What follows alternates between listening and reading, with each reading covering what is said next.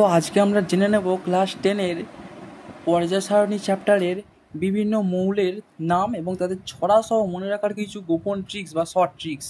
সেই শর্ট ট্রিক্সের মতো আমরা খুব সহজেই সেই সমস্ত মৌলগুলোকে শ্রেণী অনুযায়ী মনে রাখতে পারবো এবং এইগুলো প্রায়শই মাধ্যমিক পরীক্ষা জানতে চায় তাদের রাসায়নিক সক্রিয়তার ক্রম, বিভিন্ন ধরনের ক্রম প্রতি বছরই প্রায় জানতে চায়। তো সেই সম্বন্ধে আমরা কিছু ছড়ার মাধ্যমে সেই মৌলগুলোকে আমরা জেনে নেওয়ার চেষ্টা করব।